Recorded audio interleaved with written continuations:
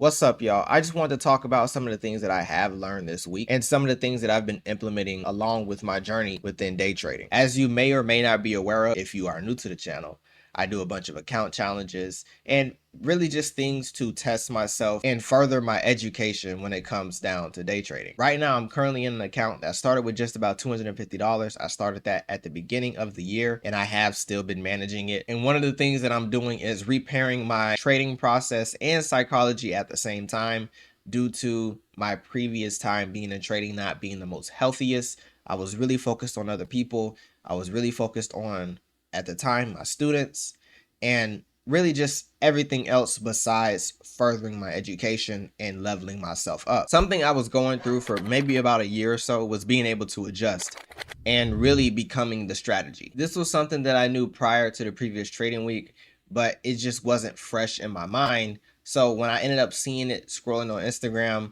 and applying it to my own trading journey, it really made a world of a difference. Because before, I was somewhat forcing myself to adhere to a strategy, and it was very unnatural, and I'd still have those impulses of myself getting in the way, which didn't affect my trading too much, but it would lead to maybe one or two unnecessary losses within a trading week because they were absolutely unnecessary trades due to just straight impulse. Because sometimes when you're doing a challenge, it gets very frustrating and you just want to get it over with. Once I looked at things from another perspective and saw what I was lacking, I basically itemized everything that I was doing and wasn't doing. And this came from a post on Instagram. Just someone posting like like those little soldier against like this huge beast type of Skyrim Elden Ring type vibe. They posted those, but then they had text on them. It was like the like a small person and then someone who went through this, and it had different things that were on there. And when I was scrolling through, I could relate because I'm like, yeah, I've had to go through risk management. I've had to go through basically going broke behind discipline. I had to go through being patient. I had to go through a lot of those things on there. But then there was one that stood out to me that I was lacking, which was becoming the strategy and then managing my emotion. Those were two things that led me to having like you could call it a meltdown, because most of the time I do manage my emotions fairly well. If you see in my previous videos, I talk about it. I can go through a really bad trading week where I lose 90% of the trades or even 100% of the trades that I've taken, and it doesn't really shake me until we get to like maybe 9 or 10 trades. Then I'm a little bit, visibly shaken. But the previous week, for some reason, I just got angry and it led me to just being mad that entire day, and I just didn't touch the charts. And for me, that felt like a reset, like just getting everything out, everything that I was feeling during this challenge, and just me rebuilding my life, because I did take a step away from trading. I took a step away from teaching. I took a step away from putting myself in camera, because for me, I lost myself, and that was one of the major things behind why I wanted to just stop being in the light, stop trading, stop having people depend on me. And people were depending on me. Before, I mixed my dream of content creation. If you didn't know, that's something that I do on my other channels, which is gaming and reactionary content. I mixed my profession with my dream and thought that it was going to mesh very well. And unfortunately, it did not mesh well at all. My Twitch channel, where I would stream, I streamed me trading.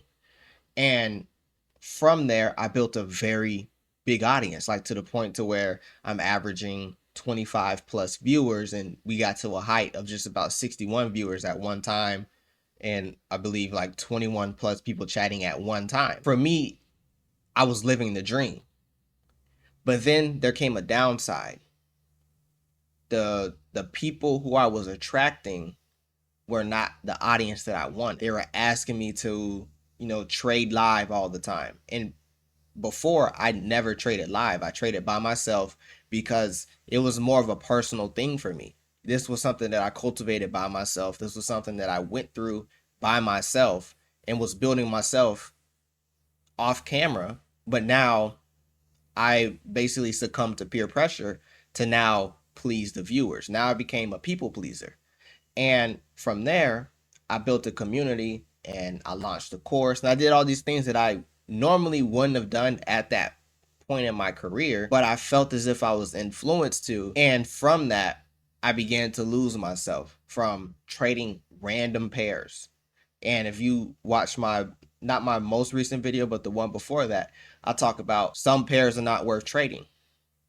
I used to do that. I used to trade any pair to show how skilled I am to my viewers because I mean, it was getting views. And from there, I began to lose myself. So when I stopped streaming and focused on my trading, I was lost. Like I just couldn't manage an account. I was afraid to manage an account. I doubted my abilities. I second guessed myself all the time. And that's what led me down this path of let me try again. But this time, I'm going to build my trading by myself and not put myself on camera. I'll maybe talk psychology, but I'll never do what I did again because it's not worth it to me. I don't care as much as I did before, where I was so focused on helping individuals. Like I focused on helping people more than helping myself. And it gives me that illustration of when you're in an airplane and it starts to, something happens, right? And they say, put on your mask first, then help the people around you if you can. Before, I would just help the people around me. And then if I could, put it back on myself because I believe that I could do wonders for other people and I could do it really quickly for myself, which was true. But even though I had the capacity to do something like that, I should have focused on myself in hindsight. But I was young. I was 19, going through, you know, those early years of the 20s. You know, it didn't help that I was a chronic cannabis user and I drunk as well, considering I would be technically underage drinking, but going into 21, that's something more of what I would do. I would just buy alcohol because I could. So bringing myself back and putting myself on camera now, it gives me a new perspective because I know what I've done behind the scenes and I know what I'm willing to do on camera and what I'm not willing to do. I go back and I watch these logs because they're helpful when I can sit down and I look at the resolve that I had. I can look at the conclusions that I came to and critique and move from them. And that's essentially what I've done now. My outburst was like an expression of everything that I've been holding in, that I haven't been saying to people, that I have not told anyone else, but I've only dealt with by myself and the Most High. He's the only other person who would possibly know the capacity and the weight that I've put on my own shoulders. And that was like a release. And since then, I've been able to manage my accounts perfectly, manage my emotions perfectly, and become the strategy and be willing to, when I mess up, I instantly close the position, doesn't matter what the loss is, and then force myself to adhere to the strategy. And that is what led to the most recent game that we will be doing on an update video that will be coming directly after this. It is imperative that you focus on your foundation. My foundation that I believe that will lead to consistent profitability, or the ability to achieve consistent profitability, would be risk management, extreme patience, discipline, emotional management, becoming the strategy, and I would say having an outlet for a lot of the emotions that you do suppress or manage. My outlet is gaming.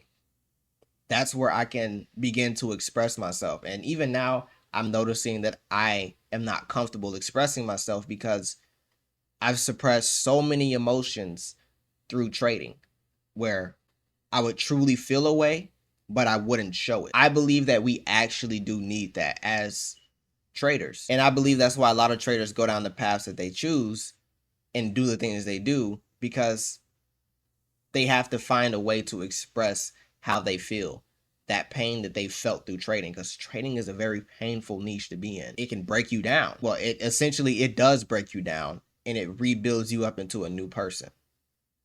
But you still have to have those qualities about yourself because that's where your personality comes from. We're not robots. And I don't want to become a robot.